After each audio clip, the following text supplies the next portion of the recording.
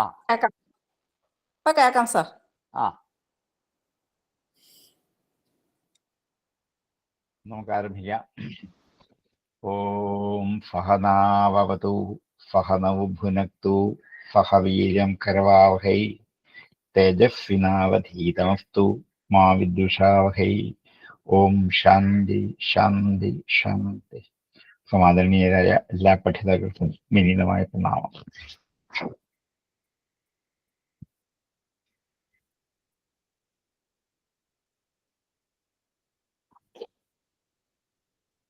പഞ്ചമസ്കന്ധം ഇനി 16-ാമത്തെ അല്ലേ എടുക്കുന്നേ? ആറാം അതെ സാർ. അധ്യായം 16-ാമത്തെ ശ്ലോകം. അതെ സാർ. ഇതിഹസ്മ സകലവേദലോകദേവ ബ്രാഹ്മണഗവാം പരം ഗുരോദ്ഭഗവത ഋഷഭാക്ഷിപ്യ വിശുദ്ധാചരിതമീരിതം പുംസാം സമസ്ത ദുശ്ചരിതാഭിഹരണം പരമമഹാമംഗളായനമിതം അനുശ്രുദ്ധയോ വിദ്യയാ അനുശൃണോത്യാശ്രാപയതി വാവഹിതോ ഭഗവതി തസ്മിൻ വാസുദേവ ഏകാന്തതോ ഭക്തിരനയോരവി സ്വമനുവർത്തതേ. ഋഷഭചരിതം ഉപസംഹരിക്കായിരുന്നു.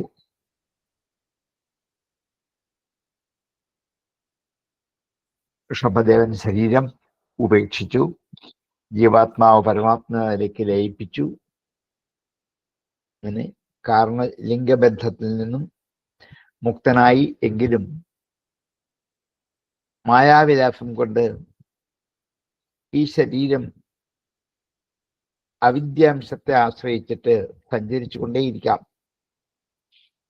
പക്ഷെ ആ അവിദ്യക്ക് ശരീരത്തിന് ബന്ധമുണ്ടാക്കാൻ പറ്റില്ല എന്ന് മാത്രം.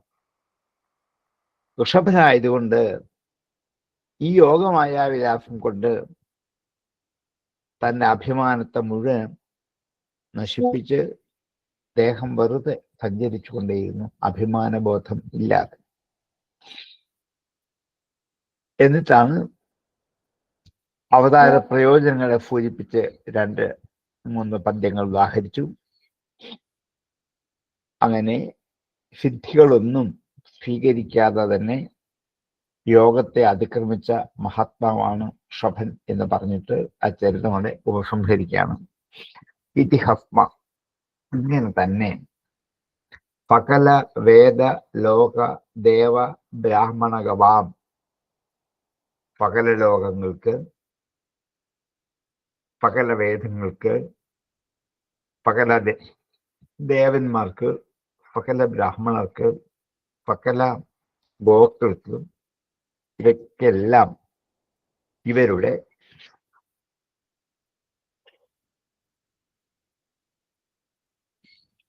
പരമഗുരോഹോ ഭഗവത ഋഷഭാക്ഷിപ്യ, ഇതിലേക്ക് പരമഗുരുവായിരിക്കുന്ന ഭഗവാനായ ഋഷഭൻ എന്നു പേരുള്ള ആ ഭഗവാന്റെ വിശുദ്ധാചരിതം ഈരിതം, വിശുദ്ധമായ ചരിതത്തെ ഈരിതം പറയപ്പെട്ടു. ഈ പ്രകടനം അവസാനിപ്പിക്കാൻ വേണ്ടിയാണ് എല്ലാ വേദങ്ങളുടെയും എല്ലാ മനുഷ്യരുടെയും സകല ശാസ്ത്രങ്ങളുടെയും ബ്രാഹ്മണരുടെയും പശുക്കളുടെയും ഒക്കെ പരിപാലകനും ജ്ഞാനമൂർത്തിയുമായ ഋഷഭദേവന്റെ പരിശുദ്ധമായ ചരിതം ഞാൻ ഇങ്ങനെ ഇവിടെ പറഞ്ഞിരിക്കുന്നു. ഇതിഹസ്മ സകലവേദ ലോക ദേവ ബ്രാഹ്മണഗവാം പരമഗുരു ഭഗവത ഋഷഭാക്ഷിപ്യ വിശുദ്ധാചരിതം ഈരിതം, ഈരിതം പറയപ്പെട്ടിരിക്കുന്നു. ഞാൻ ഇത്രയും അധ്യായങ്ങളിലൂടെ ആ ഭഗവാനായ ഋഷഭദേവന്റെ ചരിതം അങ്ങയോട് പറഞ്ഞു കഴിഞ്ഞിരിക്കുന്നു. പുംസാം, മനുഷ്യർക്ക് സമസ്ത ദുശ്ചരിത അഭ്യഹരണം, ഇത് എല്ലാ പാപങ്ങളെയും നശിപ്പിക്കുന്നതാണ്. സമസ്ത ദുശ്ചരിതങ്ങൾ, പാപങ്ങൾ എന്ന് പറയാം. അഭ്യഹരണം, നശിപ്പിക്കുക. പരമ മഹാമംഗളായനം, ഏറ്റവും ഉത്കൃഷ്ടമായ മംഗളത്തിലേക്കുള്ള വഴിയാണ്. പരമ മഹാമംഗള ആയനം ഇതം, ഈ അവതാര കഥ അനുശ്രദ്ധയാ, വളരെ ശ്രദ്ധയോടുകൂടി ഉപജിതയ അനുശൃണോതി, വർദ്ധിച്ചു വരുന്ന ശ്രദ്ധയോടെ, ഉപജിതമായ ശ്രദ്ധയോടെ, സമസ്ത ദുശ്ചരിതാഭ്യഹരണം പരമമഹാമംഗളായനം ഇതം അനുശ്രദ്ധയോപചിതയാ അനുശൃണോതി, കേൾക്കുക, ആശ്രാവയതി കേൾപ്പിക്കുക, വാ അവഹിതു വളരെ ശ്രദ്ധയോടുകൂടി, തസ്മിൻ ഭഗവതി ആ ഭഗവാനിൽ, വാസുദേവനിൽ ഏകാന്തതോ ഭക്തി ഏകാന്തമായ ഭക്തി, അനയോരപി സമനുവർത്തത ആ വാത്സല്യം എന്ന ഏകാന്ത ഭക്തി സമനുവർത്തത ക്രമത്തിൽ ഉണ്ടാവും. ഇത് ചൊല്ലുന്നവർക്കും പഠിപ്പിക്കുന്നവർക്കും, കേൾക്കുന്നവർക്കും കേൾപ്പിക്കുന്നവർക്കും, രണ്ടു കൂട്ടർക്കും, ഉഭയോരപി രണ്ടു കൂട്ടർക്കും ഏകാന്ത ഭക്തി, വാസുദേവൻ ഏകാന്ത ഭക്തി സമനുവർത്തത ഉണ്ടാവുക തന്നെ ചെയ്യും. അതാണ് ഇതിന്റെ ഫലശ്രുതി മഹാത്മ്യം. പുംസാംചൽ മനുഷ്യർക്ക് സമസ്ത ദുശ്ചരിതാഭിഹരണം ഇതിന്റെ ഫലാതാണ്. എത്രയെത്ര ദുശ്ചരിതങ്ങൾ ചെയ്താലും അതിനൊക്കെ ഒരു പ്രായശ്ചിത്തമാണ് ഈ കഥ കേൾക്കുകയോ കേൾപ്പിക്കുകയോ ചെയ്യുക. അതിനെ നശിപ്പിക്കുമെന്ന് മാത്രമല്ല, പരമമായ മംഗളസ്ഥാനത്തേക്കുള്ള യാത്രയാണ്, വഴിയാണ്. പരമമഹാമംഗളായനം ഇത് ഉപജിതയ അനുശ്രദ്ധയ, വർദ്ധിച്ചു വരുന്ന ശ്രദ്ധയാണ്. ആദ്യം കേൾക്കുമ്പോൾ ശ്രദ്ധ കുറവായിരിക്കും, രണ്ടാമത് കേൾക്കുമ്പോൾ കുറച്ചുണ്ടാവും, പിന്നെ കേൾക്കുമ്പോൾ കുറച്ചുണ്ടാവും. ഇങ്ങനെ അനുക്രമമായിട്ട് ശ്രദ്ധ വർദ്ധിച്ചു വന്നുകൊണ്ടേയിരിക്കും. ഉപജിതയ അനുശ്രദ്ധയ അനുശൃണോതി, വീണ്ടും വീണ്ടും കേൾക്കുക, ആശ്രാവയതി കേൾപ്പിക്കുക, വാ ആവട്ടെ, അവഹിതോ ശ്രദ്ധയോടുകൂടി അവഹിതനായി, തസ്മിൻ ഭഗവതി വാസുദേവേ ആ വാസുദേവ ഭഗവാനിൽ ഏകാന്തതോ ഭക്തി ഏകാന്തമായ ഭക്തി, അനയോരവി ഇവർക്ക് രണ്ടുപേർക്കും സമന്വർത്തത ഉണ്ടാവുക തന്നെ ചെയ്യും.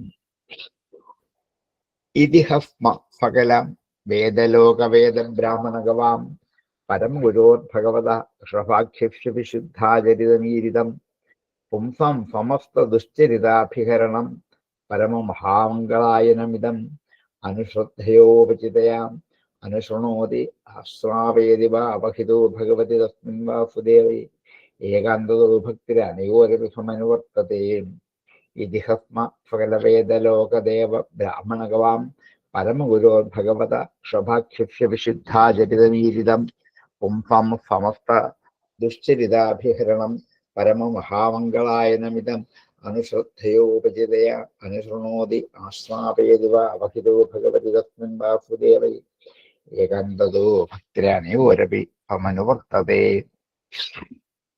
യസ്യാമേവ കവയഹം ആത്മാനമവിരതം വിവിധം ഊർജിന സംസാര പരിതാപോപതപ്യമാനം അനുഭവനം സ്നാപയന്തസ്തയൈവ പരയാ നിർവൃത്യാം ഹ്യപവർഗമാത്യന്തികം പരമപുരുഷാർത്ഥമപി സ്വയം ആസ്വാദിതം നോ ഏവാദ്രിയന്തേ ഭഗവതീയത്വേനൈവ പരിസമാപ്ത സർവാർത്ഥാഹം. യസ്യാമേവ കവയഃ യാതൊന്നിൽ തന്നെയാണോ കവികൾ ആത്മാനം അവിരതം ഒരു തടസ്സവുമില്ലാതെ നിരന്തരമായും തന്റെ ആത്മാവിനെ വിവിധ വൃജിന സംസാര പരിതാപ ഉപതപ്യമാനം അനുഭവനം. വിവിധം പലതരത്തിലുള്ള, വൃജിനം പാപം, പലതരത്തിലുള്ള പാപങ്ങൾ കൊണ്ട് സംസാര പരിതാപം സംസാര ദുഃഖത്തിൽ ഉപതപതി വീണ്ടും വീണ്ടും തപിച്ചുകൊണ്ടേയിരിക്കുന്ന ഉപതപ്യമാനം അനുഭവനം വീണ്ടും വീണ്ടും പരിതപിച്ചുകൊണ്ടിരിക്കുന്ന ആത്മാവിനെ കാരണം പലതരത്തിലുള്ള പല ദുഷ്ടകർമ്മങ്ങളും പാപകർമ്മങ്ങളും ചെയ്തതിൻ്റെ പരിണതഫലമായിട്ടാണ് സംസാര ദുഃഖത്തിൽ വീണ് ഇതൊക്കെ അനുഭവിച്ച് ജനിച്ചു മരിച്ച് അങ്ങനെ കൊണ്ടിരിക്കുന്ന ഈ ആത്മാവിനെ എപ്പോഴും സ്നാപയന്തഃ തയൈവ, അതിനെ സ്നാനം ചെയ്യിക്കുക. സ്നായതി കുളിക്കുക, സ്നാപയതി കുളിപ്പിക്കുക. സ്നാപനം ചെയ്യുന്നത് കുളിപ്പിക്കൽ എന്നാണ്. അതുകൊണ്ടാണ് ക്രിസ്ത്യാനികൾ സ്നാപക യോഹന്നാൻ എന്നൊക്കെ വിളിക്കാൻ കാരണം കുളിപ്പിക്കുന്നവനാണ് എന്നുള്ള അർത്ഥത്തിലാണ്. അത് വാക്ക് സംസ്കൃതമാണ്. സ്നാപയന്തഃ തയായേവ, അതുകൊണ്ട് തന്നെ പരയാ നിർവൃത്തിയ, പരമമായ നിർവൃത്തി കൊണ്ട് ഹി ആകട്ടെ അപവർഗം ആത്യന്തികം പരമപുരുഷാർത്ഥമപി, ആത്യന്തികമായ പരമപുരുഷാർത്ഥമായ അപവർഗവും സ്വയം ആസ്വാദിതം തന്നെത്താൻ വന്നു ചേരും. നോയവ ആദ്രിയന്തെ, ആഗ്രഹിക്കുന്നില്ല എങ്കിൽ പോലും ഭഗവതീയത്വേ നൈവ പരിസമാപ്ത സർവാർത്ഥാഹ, എല്ലാ കാര്യങ്ങളും എല്ലാ അർത്ഥങ്ങളോടും കൂടി ഭഗവത് സംബന്ധിയായിട്ട് തന്നെ വേണ്ട വിധത്തിൽ എല്ലാ കാര്യങ്ങളും വന്നു ചേരുക തന്നെ ചെയ്യും. എല്ലാവരും പലതരത്തിലുള്ള ദുഷ്കർമ്മങ്ങൾ മനസ്സുകൊണ്ട് വാക്കുകൊണ്ട് ശരീരം കൊണ്ടൊക്കെ ചെയ്ത് എപ്പോഴും പരിതപിച്ചുകൊണ്ടിരിക്കുന്നവരാണ് സമസ്ത മനുഷ്യർ. അങ്ങനെയുള്ള അവരുടെ ആത്മാവിനെ ആ ഭക്തിയിൽ തന്നെ ഈ വിവേകമുള്ളവർ സമർപ്പിക്കും. അതുകൊണ്ട് അങ്ങനെ സമർപ്പിച്ചാലോ അവർക്ക് കിട്ടുന്ന ആ പരമാനന്ദമായ നിർവൃതി പദം, അത്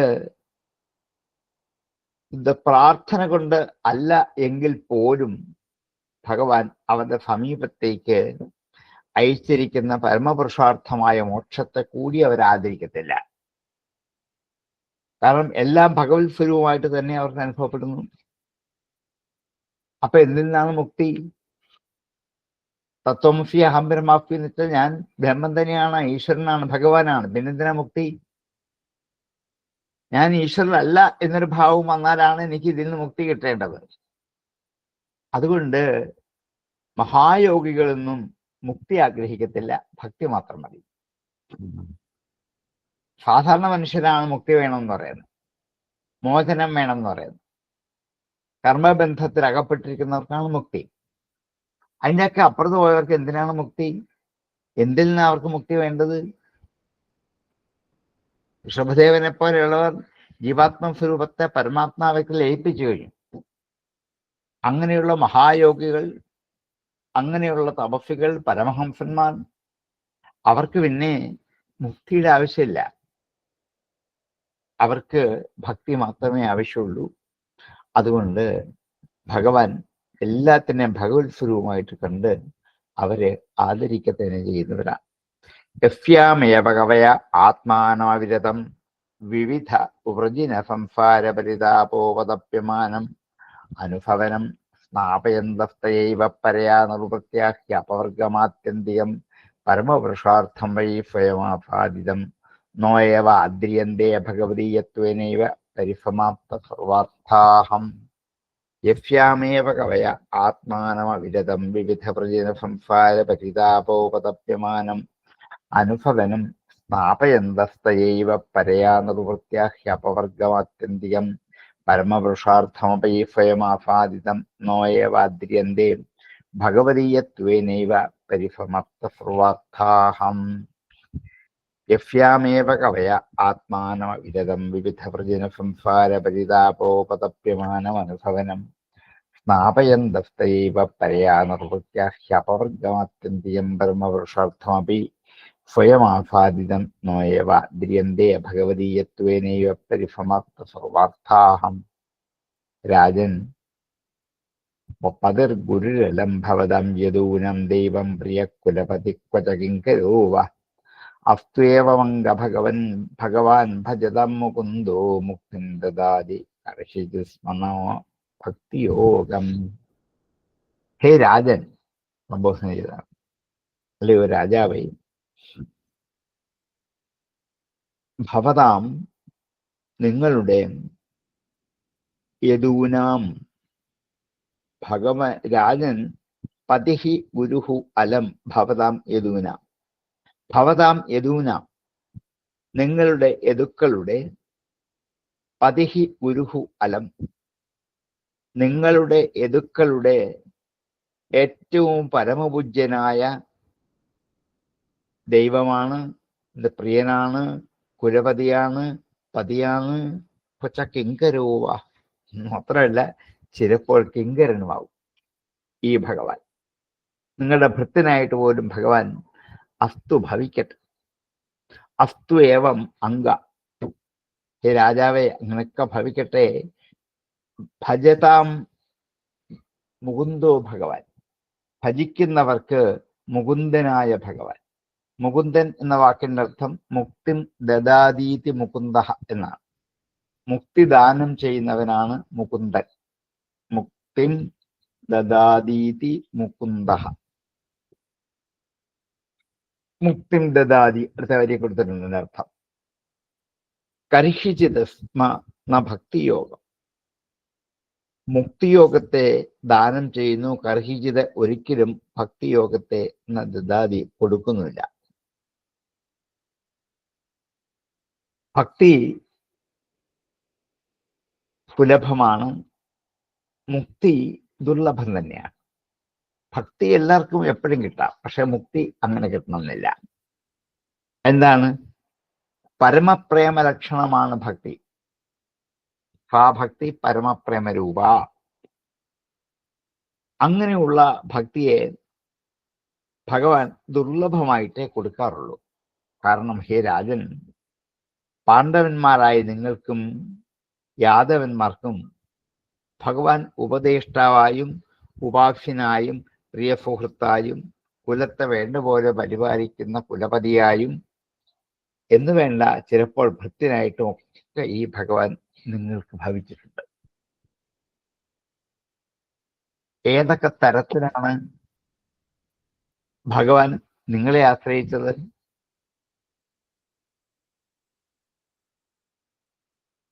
എന്നിട്ടും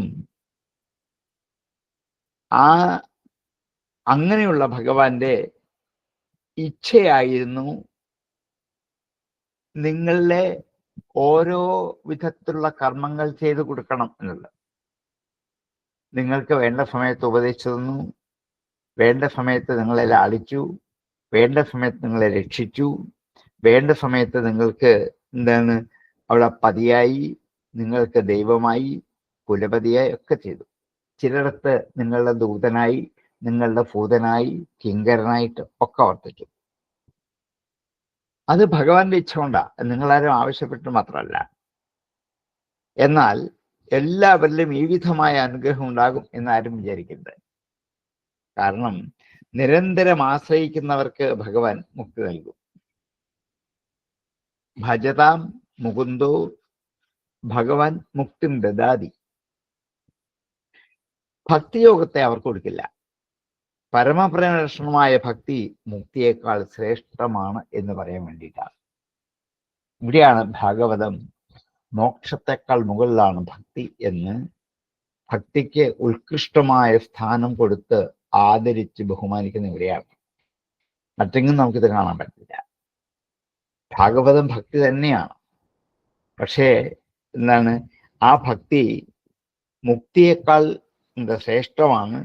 ഒരുപക്ഷെ മുക്തി കൊടുത്തേക്കും, പക്ഷെ ഭക്തി കൊടുക്കാറില്ല.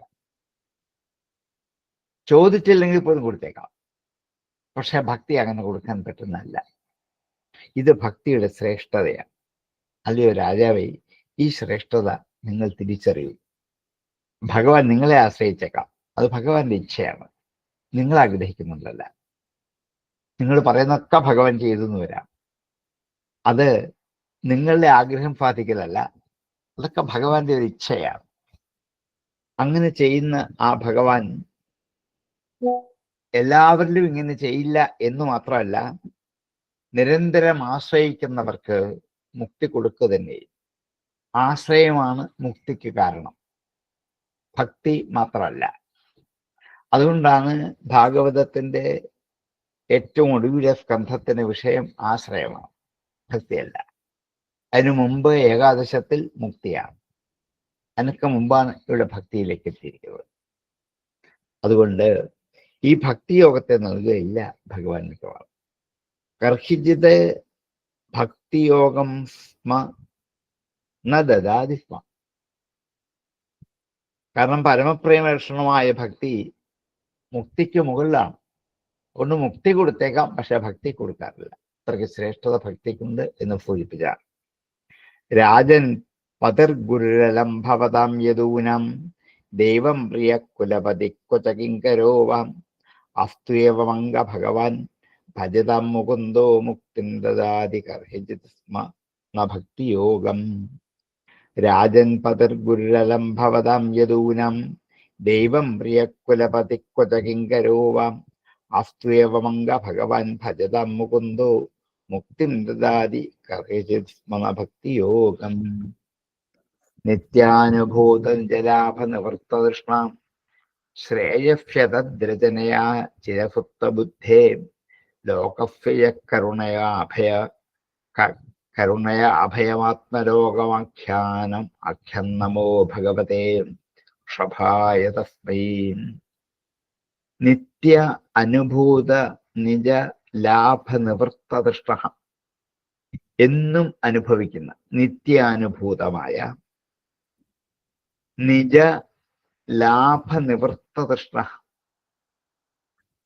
അനുഭവിക്കുന്ന ആ സ്വരൂപ ലാഭം കൊണ്ട്, നിത്യ അനുഭൂത നിജ ലാഭം, നിജ തൻ്റെതായ സ്വരൂപത്തെ എന്നും ഇവർക്ക് അനുഭവിക്കാൻ പറ്റുന്നുണ്ട്.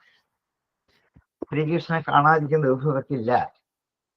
എല്ലാ ദിവസവും ഇവർക്ക് കണ്ട് അനുഭവിക്കാൻ പറ്റുന്നതുകൊണ്ട് നിവൃത്ത തൃഷ്ണ, എന്താ തൃഷ്ണ ഇല്ലാതായി തീരുകയാണ്. ആശ നശിച്ചവരായി കൂടിയ യാതൊരുവനുണ്ടോ? നിത്യാനുഭൂത നിജലാഭ നിവൃത്ത തൃഷ്ണ ശ്രേയഫി അതദ്രചനയാ.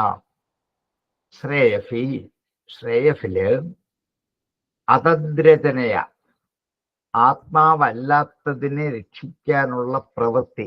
രചന എന്ന കർമ്മം എന്ന പ്രവൃത്തി. അതദ്രചനയ ശ്രേയഫി അതത്, തത് അത്, അതത് തതല്ലാത്തത്.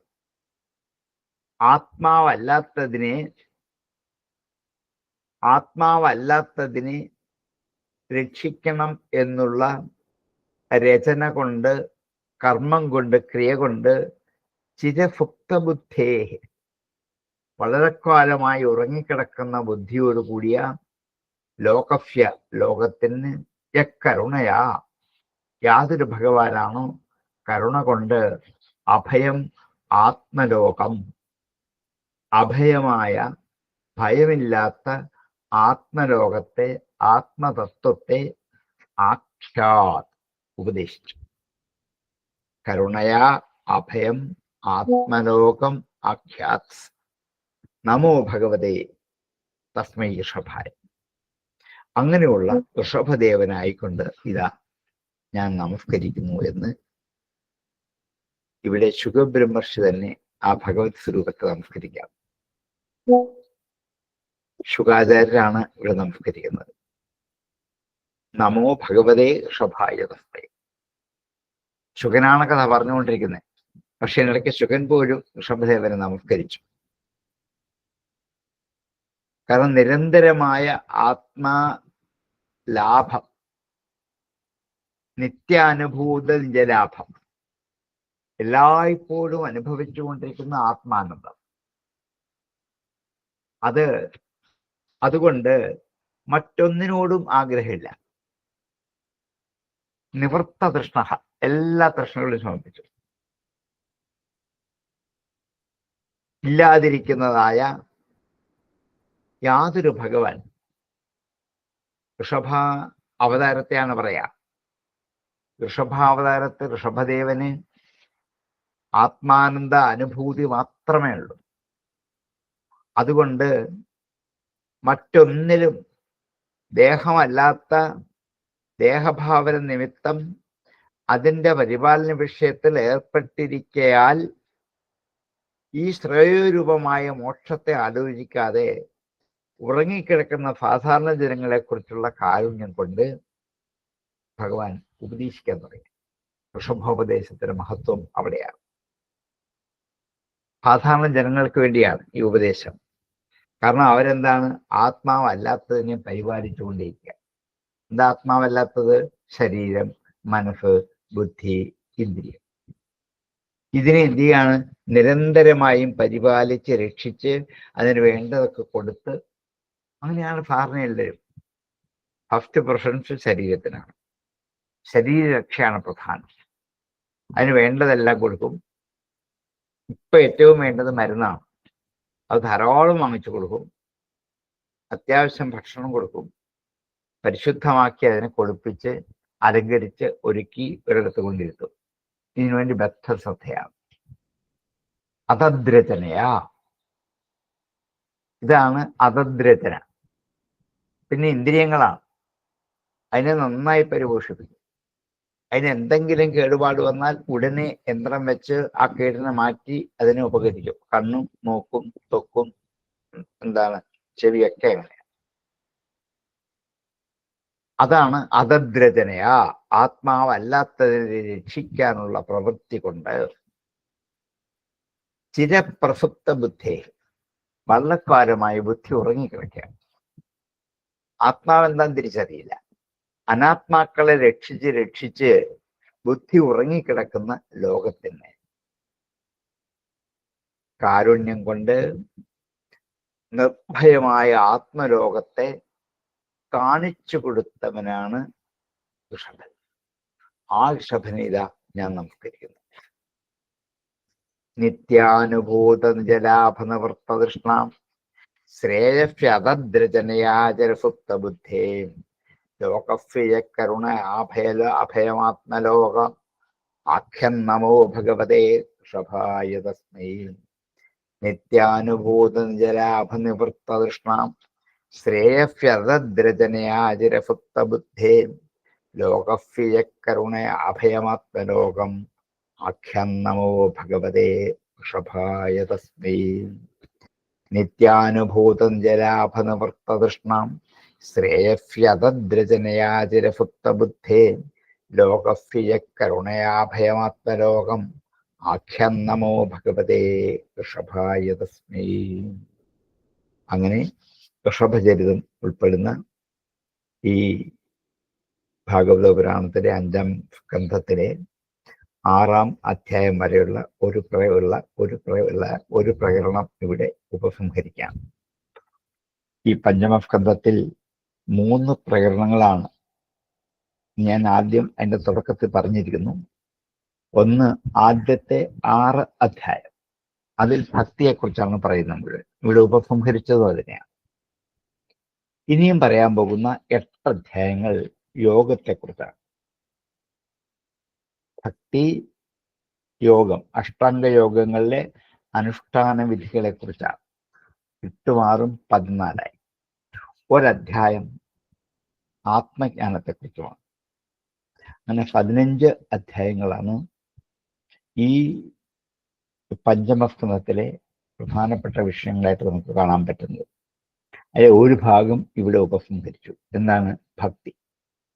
ഇനി അടുത്ത 7-ാം അധ്യായം മുതൽ ഭരതന്റെ കഥ പറഞ്ഞിട്ട് എങ്ങനെ ആത്മാനുഷ്ഠാന യോഗചര്യകൾ എവിടൊക്കെ വഴുതിപ്പോകാം, അത് വഴുതിപ്പോയാൽ ഉണ്ടാകാവുന്ന ദുരന്ത ഫലങ്ങൾ ജന്മജന്മാന്തരങ്ങൾ അനുഭവിച്ചാലേ തീരുകയുള്ളൂ എന്ന് ആ ഒരൊറ്റ കഥ കൊണ്ട് നമ്മെ ബോധ്യപ്പെടുത്തുക. 8 അധ്യായത്തിലെ വിഷയം ഇങ്ങോട്ടാണ്. ഇതിൽ ആർക്കെങ്കിലും എന്തെങ്കിലും സംശയമുണ്ടോ?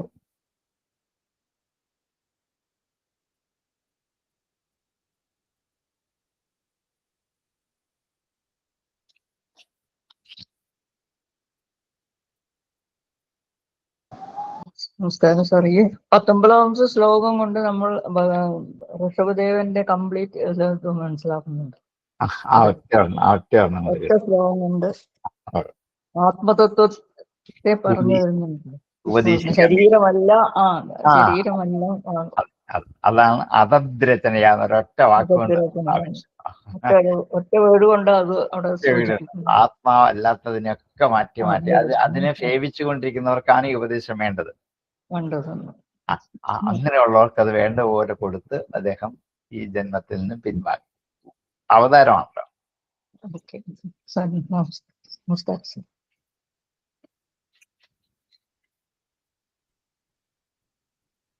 നമ്മള് ചെറുപ്പകാലം തൊട്ട് ശരീരത്തെ പോഷിപ്പിക്കാനുള്ളതല്ല പഠിപ്പിച്ചു. അത് തന്നെ. അതാ ഇന്നത്തെ ഏറ്റവും വലിയ ദോഷം അതാണ്. ചെറുപ്പം മുതലേ ഇതാണ് പരിശീലിപ്പിച്ചു വിടുന്നത്. അതിനുവേണ്ടി പ്രത്യേകിച്ച് ശീലം പണ്ടൊന്നും അങ്ങനെ അതിനുവേണ്ടി ആരും ശീലിക്കാറില്ല. എന്തെങ്കിലുമൊക്കെ ഭക്ഷണം കഴിക്കും, ആ ശരീരം അത് ക്ഷീണിക്കും, നന്നാവും, ഇടയ്ക്ക് പോകും, പിന്നെ ശരിയാവും, അങ്ങനെയൊക്കെ പോകും. അതിലേക്കുള്ള ശ്രദ്ധ അത്രയും ഉണ്ടായിരുന്നില്ല. ഇന്ന് പക്ഷേ ഏറ്റവും കൂടുതൽ ശ്രദ്ധ ശരീരത്തിലാണ്. അത് ക്ഷീണിക്കാൻ സമ്മതിക്കത്തില്ല, മോശമാകാൻ സമ്മതിക്കത്തില്ല. ഏറ്റവും വില കൂടിയ വസ്ത്രം കൊണ്ട്, ശരീരത്തിന് വില അറിയാത്തത് കൊണ്ട്, നമ്മൾക്ക് അറിയാൻ പറ്റുന്ന ഏറ്റവും വില കൂടിയ വസ്ത്രങ്ങൾ കൊണ്ട് ശരീരത്തെ ആച്ഛാദനം ചെയ്ത് അതിനെ പരിപോഷിപ്പിച്ച് ഇങ്ങനെ കൊണ്ട് നടക്കാനുള്ള ശ്രദ്ധ. പണ്ട് അങ്ങനെയില്ല. എന്തെങ്കിലും വസ്ത്രം കൊടുത്താൽ മതി. കാരണം അതൊരു ലജ്ജ മറയ്ക്കാൻ വേണ്ടി മാത്രം ഉള്ള ഒരു വസ്ത്രം.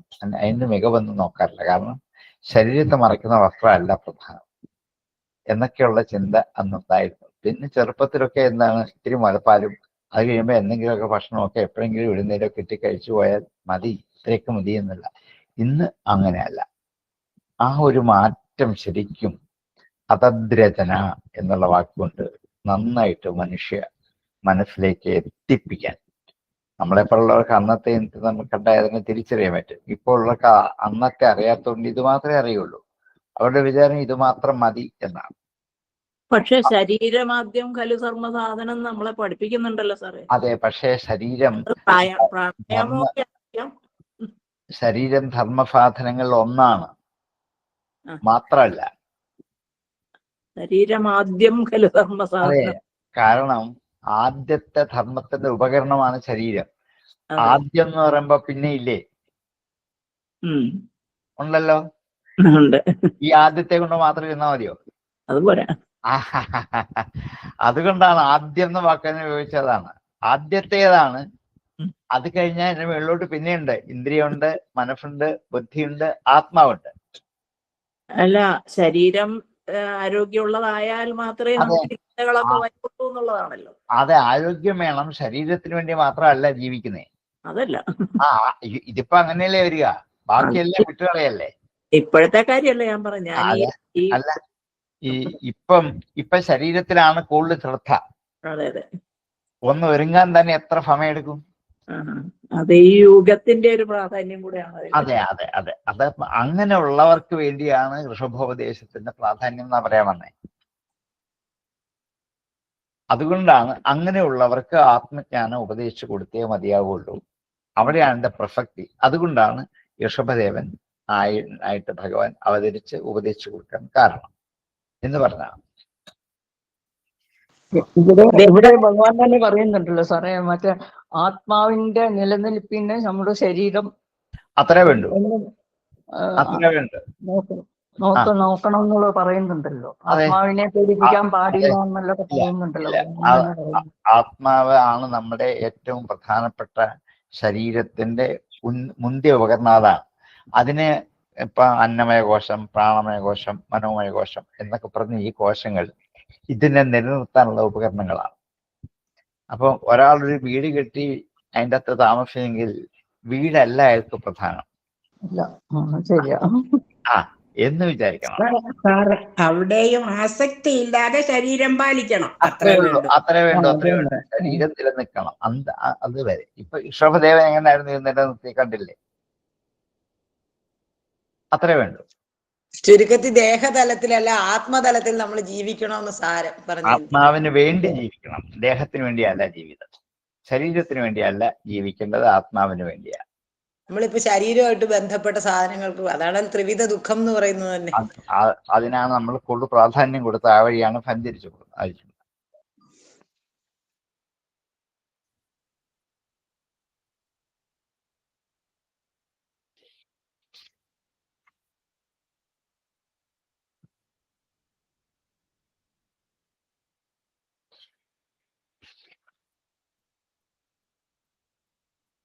അപ്പം നമുക്കത് ആ അധ്യായങ്ങളെ ഉപസംഹരിച്ചിടത്തോളം തുടങ്ങി വെക്കാം. എനിക്ക് 10 മിനിറ്റ് മുമ്പ് ഒന്ന് ഇറങ്ങണം, ഒരു യാത്രയുണ്ട്.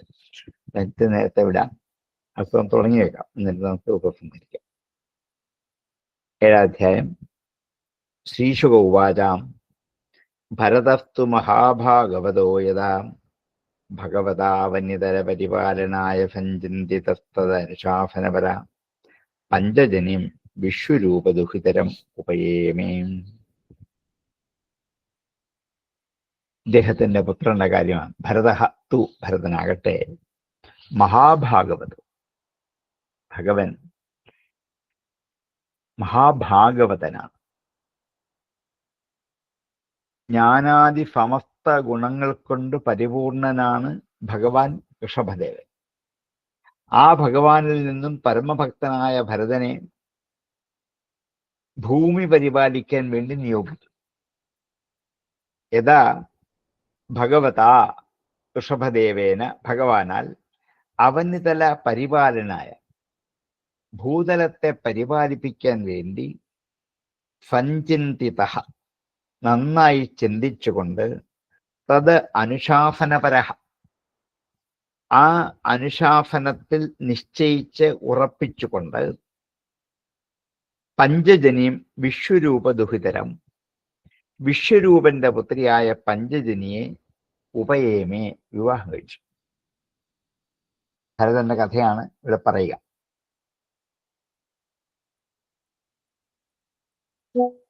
ധർമാനുഷ്ഠാനത്തിന്റെ ഭാഗമായിട്ടാണ് വേദവിഹിതമായ പത്നിയെ സ്വീകരിക്കാൻ നിശ്ചയിച്ചത്.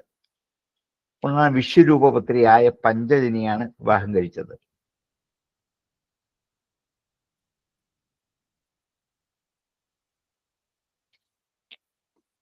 ഭരതസ്തു മഹാഭാഗവതോ യഥാ ഭഗവത അവനിതല പരിപാലനായ സഞ്ചിന്തിത തത് അനുശാസനപര പഞ്ചജനീം വിശ്വരൂപദുഹിതരം ഉപയേമേ. ഭരതസ്തു മഹാഭാഗവതോ യഥാ ഭഗവതാ വനിതല പരിപാലനായ സഞ്ചിന്തിതത്തദനുശാസനപരം പഞ്ചജനീം വിശ്വരൂപദുഹിതരമുപയേമേ. ഭരതസ്തു മഹാഭാഗവതോ യഥാ ഭഗവതാ അവനിതല പരിപാലനായ സഞ്ചിന്തിതത്തദനുശാസനപര പഞ്ചജനീം വിശ്വരൂപദുഹിതരം ഉപയേമേ. തസ്യാമുഹ വാ ആത്മജൻ കാൽജ്ഞാനുരൂപാൻ ആത്മന പഞ്ചജനയാമാഫ ഭൂതാതിരിവ ഭൂതസൂക്ഷ്മാണി. തസ്യാം, അവളിൽ, പഞ്ചജനിയിൽ, ഉ ഹ വ ആകട്ടെ എന്ന് കാണിക്കുന്ന 3 അവ്യയങ്ങളാണ്. തസ്യാം ഉ ഹ വ, തസ്യാമുഹ വ. അവിടെ മുഹ എന്നുള്ളതിന് അർത്ഥമൊന്നുമില്ല. തസ്യാം ഉ എന്നുള്ളത് വ്യാക്ഷേപകമാണ്, ഹ എന്നുള്ളതും അതാണ്, വ എന്നുള്ളതും അതാണ്. ആത്മജാൻ, പുത്രന്മാരെ, കാൽജ്ഞാൻ അനുരൂപാൻ ആത്മനഃ,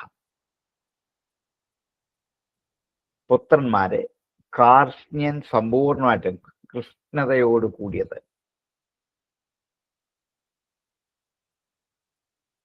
അനുരൂപാൻ തനിക്ക് തുല്യരായ, തൻ്റെ തന്നെ സമാന രൂപത്തോടു കൂടിയവരായിട്ട്, തൻ്റെ തന്നെ സമ്പൂർണമായി രൂപത്തോടു കൂടിയവരായി, ആത്മനഃ തൻ്റെ തന്നെ, കാൽസ്ന്യ അനുരൂപാൻ പഞ്ച ആത്മജൻ 5 പുത്രന്മാരെ ജനയാമാസ ജനിപ്പിച്ചു. ഇവളുടെ പേരും പഞ്ചജനി എന്നാണ്. 5 പുത്രന്മാരെ ജനിപ്പിക്കുന്നവൾ എന്നുള്ള അർത്ഥത്തിൽ പണ്ട് ആരോ ഇട്ടൊരു പേരാണ് പഞ്ചജനി. പേര് സാർത്ഥകമായി. 5 പുത്രന്മാരെ ജനിപ്പിച്ചു.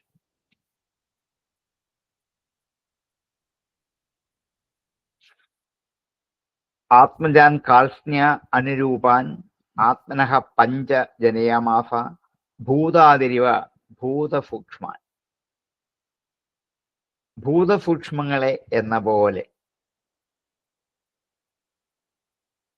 ഭൂത ആദിഹി ഇവ, ഭൂതങ്ങളുടെ ആദി മുതൽ അനന്തഭൗതികമായ പദാർത്ഥങ്ങൾ ആദിമഭൂതത്തിൽ നിന്നും ഉണ്ടായതുപോലെ പഞ്ചഭൂതങ്ങളുടെ പ്രതിനിധികളായിട്ട് 5 പേർ ഉണ്ടായി.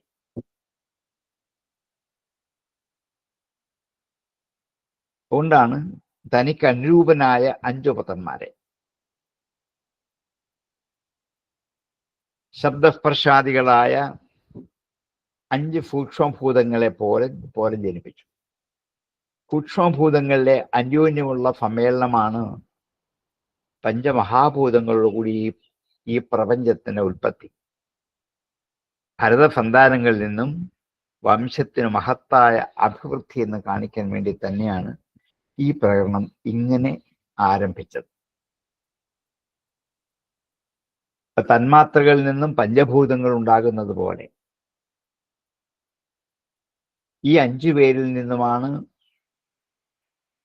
ഈ വംശത്തിന്റെ അഭിവൃദ്ധി നിരന്തരമായി ഉണ്ടായിക്കൊണ്ടിരിക്കുന്നത് എന്നും കൂടി എടുത്തു കാണിക്കാൻ വേണ്ടിയാണ് ഇങ്ങനെ ഈ പ്രകടനം ഇവിടെ ആരംഭിച്ചത്. തസ്യാമുഹവാം ആത്മജൻ കാൽസ്നാനുരൂപാൻ ആത്മന പഞ്ചജനയാമാസ ഭൂതാതിരിവ ഭൂതസൂക്ഷ്മാണി. തസ്യാമു ഹവ ആത്മജൻ കാൽസ്നാനുരൂപാൻ ആത്മന പഞ്ചജനയാമാസ ഭൂതാതിരിവ ഭൂതസൂക്ഷ്മാണി. സുമതിം നിരാഷ്ട്രഭൃതം സുദർശനമാവരണം ധൂമ്രകേതുരിതി അജനാഭന്നാമേതദ്വർഷം ഭാരതമിതി യത ആരഭ്യ വ്യപദിശന്തി. 5 പേരുടെ പേരാണ് സുമതി, രാഷ്ട്രഭൃത്ത്, സുദർശനൻ, ആവരണൻ, ധൂമ്രകേതു എന്ന് 5 പേര് എന്നാണ് 5 പുത്രന്മാരുടെ പേര്. സുമതിം രാഷ്ട്രഭൃതം സുദർശനം ആവരണം ധൂമ്രകേതും ഇതി. അജനാഭം നാമ ഏതദ് വർഷം, അന്ന് ഈ ഭാരതവർഷത്തിന് പേര് അജനാഭവർഷം എന്നായി. അത് ഭാരതമിതി, ഭാരതം എന്ന് വ്യപദിശന്തി പേരിട്ട് വിളിച്ചത് ഈ ആരഭ്യ യതഃ ആരഭ്യ ഭരതന്റെ രാജ്യഭരണം കൊണ്ടാണ് ഈ അജനാഭവർഷത്തിന് ഭാരതം എന്ന പേര് ഉണ്ടായി വന്നത്. അതുവരെ ഭാരതം എന്ന് വിളിച്ചിരുന്നില്ല. ഇപ്പോൾ മുതൽ ഈ അജനാഭത്തിന്റെ പേരൊന്ന് മാറ്റിയിട്ട് ഭാരതം എന്ന പേരിൽ അറിയപ്പെട്ടു. സുമതിം രാഷ്ട്രഭൃതം സുദർശനമാവരണം ധൂമ്രകേതുരിതിയും അജനാഭം നാമൈതദ്വർഷം ഭാരതമിതി യത ആരഭ്യ വ്യപദിശന്തി. സുമതിം രാഷ്ട്രഭൃതം സുദർശനമാവരണം ധൂമ്രകേതുമിതി അജനാഭം നാമൈതദ്വർഷം ഭാരതമിതി യത ആരഭ്യ വ്യപദിശന്തി. ബഹുവിൻ മഹീപതി പിതൃപിതാമഹ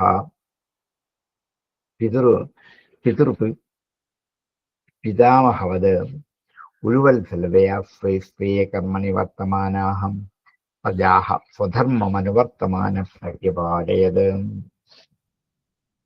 അവൻ ബഹുവിധ് ധാരാളം അറിവുള്ളവനാണ്. ബഹുവിധ് അല്പവിത് അല്പജ്ഞൻ, അവിത് ഒന്നും അറിയാത്തവൻ, ബഹുവിധ് ധാരാളം അറിയുന്നവൻ. ഇപ്പൊ ബഹുവിധ് മഹീപതി എല്ലാം അറിയുന്നവനായ ആ രാജാവ് മഹീപതി പിതാമഹവത് പിതാവിനെ പോലെയും പിതാമഹന്മാരെ പോലെയും ഉരുവത്സലതയാ വർദ്ധിച്ച വാത്സല്യത്തോടെ സ്വേ കർമ്മണി വർത്തമാനാഹ അവരവരുടെ കർമ്മത്തിൽ പ്രവർത്തിച്ചുകൊണ്ട് പ്രജകളെ സ്വധർമ്മം അനുവർത്തമാന സ്വധർമ്മത്തെ അനുസരിക്കുന്നതിനായിട്ട് പരിപാലിച്ചു. സർവജ്ഞനാണ് രാജാവ്, എന്നാൽ മാത്രമേ രാജ്യഭരണം വേണ്ട പോലെ ആവുകയുള്ളൂ. ആയതുകൊണ്ട് തൻ്റെ പൂർവികന്മാരെ പോലെ അവരവർക്ക് വിധിച്ച കർമ്മങ്ങളിൽ അല്പം പോലും മാറ്റം വരാതെ നിഷ്ഠയോടുകൂടി ആ പ്രജകളെ അവരവരുടെ ധർമ്മനിഷ്ഠയ്ക്ക് വേണ്ടി സംരക്ഷിച്ചു. അതാണ് ധർമാനുസരണം രാജ്യപരിപാലനം എന്ന് പറയുന്നത്. അവിടെയാണ് രാജാവ് ധർമ്മം വിട്ടാൽ പ്രജകളും വിടും, ഉറപ്പാണ്. അതുകൊണ്ട് സ്വധർമ്മം അനുവർത്തമാന പരിപാലയ. രാജാവ് സ്വധർമ്മം ചെയ്താൽ മാത്രമേ പ്രജകൾ ചെയ്യുകയുള്ളൂ. രാജാവ് അധർമ്മം ചെയ്തുകൊണ്ട് നിങ്ങളൊക്കെ നല്ല ചെയ്യണം എന്ന് പറഞ്ഞാൽ ഒരിക്കലും നടക്കില്ല. അതുകൊണ്ട് ഭരതൻ സ്വധർമ്മത്തെ അനുഷ്ഠിച്ച് തന്റെ രാജ്യത്തിലുള്ള എല്ലാവരെയും ധർമ്മശീലരാക്കി മാറ്റാൻ വേണ്ടി എത്തിച്ചു.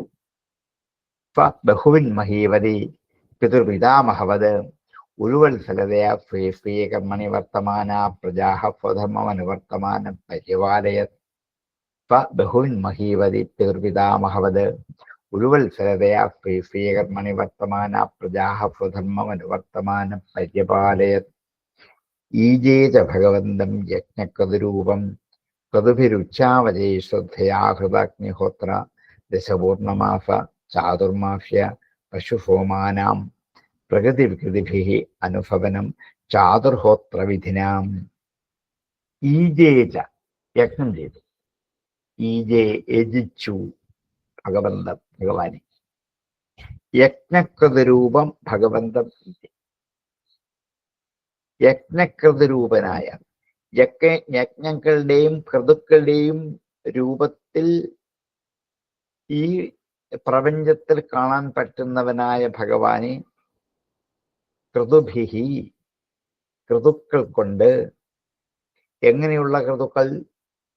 ഉച്ചാവചേ ക്രതുഭി. ഉച്ചാവചം നാനാവിധത്തിലുള്ള പലതരത്തിലുള്ള ക്രതുക്കൾ കൊണ്ടും ഉച്ചാവചേഹി ക്രതുഭിഹി ശ്രദ്ധയാ ശ്രദ്ധയോടെ ആഹൃതം സമാഹരിച്ച അഗ്നിഹോത്ര ദശപൂർണ മാഫ ചാതുർമാഫ്യ പശുഹോമാനാം 4 യജ്ഞങ്ങളെ കുറിച്ചാണ് പറഞ്ഞത്. ഒന്ന് അഗ്നിഹോത്രം, പിന്നൊന്ന് ദർശം, പിന്നൊന്ന് പൂർണമാസം, പിന്നൊന്ന് ചാതുർമാഫ്യം. ഇങ്ങനെ 3 യജ്ഞങ്ങൾ: അഗ്നിഹോത്രം, ദർശം, പൂർണമാസം, ചാതുർമാഫ്യം. ഇത് പശുഹോമാനാം, അത് പശുക്കളെ കൊണ്ടും സോമലതകളെ കൊണ്ടും നടത്തുന്ന യജ്ഞങ്ങളാണ്. മൃഗങ്ങളെ കൊണ്ടും ഭക്ഷ്യങ്ങൾ കൊണ്ടും ചെയ്യുന്ന യജ്ഞങ്ങളാണ്.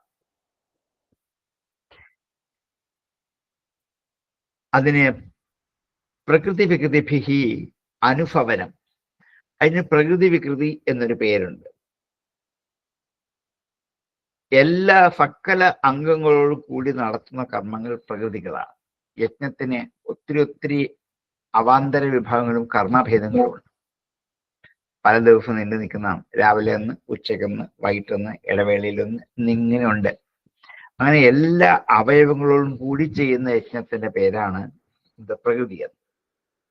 ആ അവയിൽ ചിലതിനെ വേണ്ടെന്ന് വെച്ചിട്ട് ചെയ്യുന്ന വികൃതി എന്ന്. അപ്പൊ ചില യജ്ഞങ്ങൾക്ക് പ്രധാനപ്പെട്ടത് മാത്രമേ ചെയ്യൂ, അപ്രധാനമായ പലതും ഒഴിവാക്കും. അങ്ങനെ ചെയ്യുന്നതിന് വികൃതി യജ്ഞം എന്നാണ് പേര്. അതുകൊണ്ടാണ് പ്രകൃതി വികൃതിഭിഹി അനുഭവനം. ഓരോ യജ്ഞങ്ങളിലും ചാതുർഹോത്ര വിധിന. ചാതുർഹോത്രം 4 ഹോതാക്കളെ കൊണ്ട് ചെയ്യുന്ന യജ്ഞത്തിന്റെ പേരാണ് ചാതുർഹോത്രം. 5 പേരുണ്ടാവണമെന്നില്ല, പഞ്ചഹോതാക്കളാവണമെന്നില്ല, 4 പേര് മതി. 4 പേരെ കൊണ്ട് ചെയ്യുന്നതിന് പേരാണ് ചാതുർഹോത്രം. എന്നിങ്ങനെ ഓരോ അവസരത്തിലെ അതാത് യജ്ഞങ്ങൾ ചെയ്തുകൊണ്ട്, അഗ്നിഹോത്രം എന്നും ചെയ്യേണ്ടതാണ്.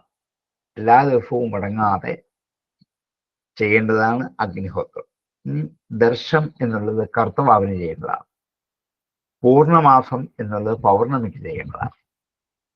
ഇതെന്നുമില്ല, കർത്തവാവിനും വെളുത്തവാവിനും മാത്രമേ ഉള്ളൂ. ചാതുർമാഫ്യം എന്ന് പറയുന്നത് 4 മാസം ഒന്നും ചെയ്യേണ്ടതാണ്. ഏതാണ്ട് കർക്കിടക മാസം മുതൽ, കർക്കിടകം, ചിങ്ങം, കന്നി, തുലാം, ഈ 4 മാസം. അത് മലയാളത്തിൽ പറയാൻ അങ്ങനെ വരും. നമ്മളെ മറ്റേ സംസ്കൃതത്തിലുള്ള ഭാഷാഘടനയിൽ അങ്ങനെ വരണം എന്നില്ല. പൂഴിയെഴുപ്പ് വരെ കൊണ്ട് മിക്കവാറും ഈ 4 മാസത്തെ ഗതികളെല്ലാം പൂർണ്ണമാകും. അതിന് ചാതുർമാഫ്യം എന്ന് പറയും. അതിൽ മൃഗങ്ങളെ കൊണ്ട്, പശുപക്ഷികളെ കൊണ്ട്, വള്ളികൾ, വൃക്ഷങ്ങൾ, ഇവകൾ കൊണ്ടൊക്കെ എന്ത് ചെയ്യണം? യജ്ഞം ചെയ്യണം എന്നാണ്. രൂപങ്ങളോട് കൂടി ചെയ്യുന്നവയാണ് ക്രതുക്കൾ എന്ന് വിളിക്കുന്നത്. രൂപം എന്ന് വെച്ചാൽ കുറ്റികൾ, മൃഗങ്ങളെ കൊണ്ട് കെട്ടാനുള്ള കുറ്റികളാണ് രൂപങ്ങൾ. ആ രൂപത്തോടു കൂടി ചെയ്യുന്ന ക്രതുക്കൾ, രൂപമില്ലാത്തവ യജ്ഞം. ഇതാണ് തമ്മിലുള്ള വ്യത്യാസം. ഒന്ന് യാഗവും മറ്റേത് യജ്ഞവുമാണ്. ക്രതുക്കൾ യാഗങ്ങളാണ്, അല്ലാത്തവ യജ്ഞങ്ങളാണ്. രണ്ട് വിധത്തിലുള്ള കർമ്മങ്ങളും ഭഗവാന്റെ സ്വരൂപം തന്നെയാണ്. അതുകൊണ്ടാണ് രണ്ട് വിധത്തിലുള്ള കർമ്മങ്ങൾ കൊണ്ടും രാജാവ് പൂജിച്ചു എന്ന് പറഞ്ഞതുകൊണ്ടാണ്. അതിന് ഈ കുറ്റി കെട്ടി മൃഗങ്ങളെ അവിടെ നിർത്തി പൂജിച്ചു കൊണ്ടുപോകാനാണ് വിധി, അതിനെ കൊല്ലാൻ അല്ല. ഭക്ഷ്യങ്ങൾ എന്ത് ചെയ്യാം? ഭക്ഷ്യങ്ങൾക്ക് കേടുവരാതെ അഗ്രഭാഗം നുള്ളിയെടുത്ത് യജ്ഞത്തിൽ സമർപ്പിക്കാം എന്നുള്ളതല്ലാതെ മൂളോട് പിഴുത് അതുകൊണ്ട് ഹോമിക്കാൻ വ്യവസ്ഥയില്ല. ഇങ്ങനെയൊക്കെയാണ് ആദിമ കാലഘട്ടത്തിൽ നടന്നത്. പിന്നീട് അതിന് മാറ്റമുണ്ടായി ഇങ്ങനെയൊക്കെ പരിണമിച്ചതാവാം എന്ന് ഭാഗവതം തന്നെ നമ്മെ അത് ബോധ്യപ്പെടുന്നത്. ഈജേ ച ഭഗവന്തം യജ്ഞക്വതുരൂപം ക്വതുഭിരുച്ചാവതേയും ശ്രദ്ധയ ആഹൃത അഗ്നിഹോത്ര ദശ അഗ്നിഹോത്ര ദർശപൂർണമാഫ ചാതുർമാഫ പശുസോമാനാം പ്രകൃതി വികൃതിഭി അനുഭവനം ചാതുർഹോത്ര വിധിനാം ഈജേ ച ഭഗവന്തം യജ്ഞക്വതുരൂപം ക്വതുഭിരുച്ചാവതേ ശ്രദ്ധയാഹൃത അഗ്നിഹോത്ര ദർശപൂർണമാഫ ചാതുർമാഫ പശുസോമാനാം പ്രകൃതി വികൃതിഭി അനുഭവനം ചാതുർഹോത്ര വിധിനാം ഈജേ ച ഭഗവന്തം യജ്ഞക്വതുരൂപം ക്വതുഭിരുച്ചാവതേ ശ്രദ്ധയാ ആഹൃത അഗ്നിഹോത്ര ദർശപൂർണമാഫ ചാതുർമാഫ പശുസോമാനാം പ്രകൃതി വികൃതിഭിരനുഭവനം ചാതുർഹോത്ര വിധിനാം. ഇങ്ങനെ അദ്ദേഹം ഭൗതികമായ രാജ്യഭരണം മാത്രമല്ല നിർവഹിച്ചത്, ആത്മസ്വരൂപത്തെ നന്നാക്കാൻ വേണ്ട യത്നങ്ങളും ചെയ്തു എന്ന് രണ്ട് വിധത്തിലുള്ള യത്നങ്ങളും ചെയ്തുകൊണ്ടാണ് രാജ്യഭരണം നിർവഹിച്ചതെന്ന് സൂചിപ്പിച്ചാണ് അവിടെ നമുക്ക് ഉപസംഹരിക്കാം. അടുത്തൊരു നീണ്ട ഗദ്യമാണ്, നമുക്ക് അടുത്ത ദിവസത്തേക്ക് മാറ്റിവെക്കാം. അത്യാവശ്യം സംശയമുണ്ടെങ്കിൽ ചോദിക്കാം, അല്ലെങ്കിൽ ഉപസംഹരിക്കാം.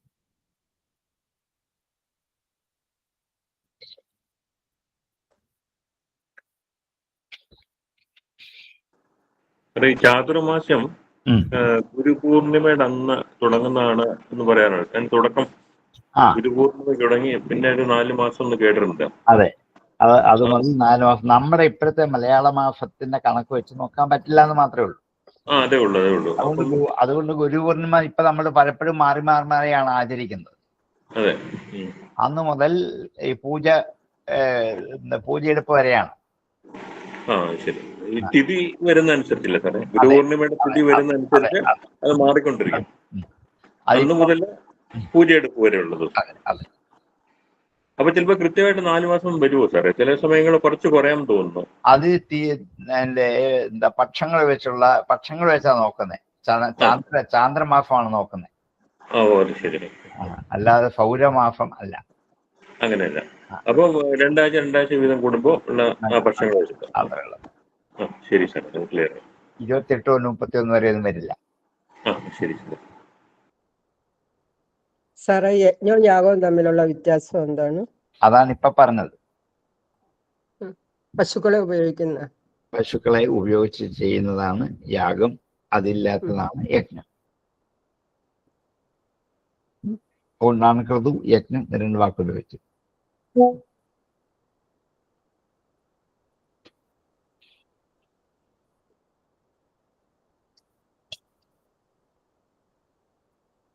അശ്വമേധങ്ങളൊക്കെ യാഗങ്ങളാണ്.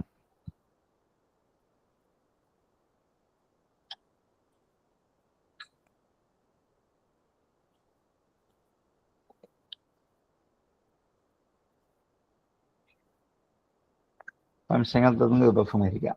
അടുത്ത ദിവസം ആവട്ടെ. ഓം പൂർണ്ണമദ പൂർണ്ണമിദം പൂർണ്ണാത് പൂർണ്ണമുദച്യതേ പൂർണ്ണസ്യ പൂർണ്ണമാദായ പൂർണ്ണമേവാവശിഷ്യതേ. ഓം ശാന്തി ശാന്തി ശാന്തി. നമസ്തേ.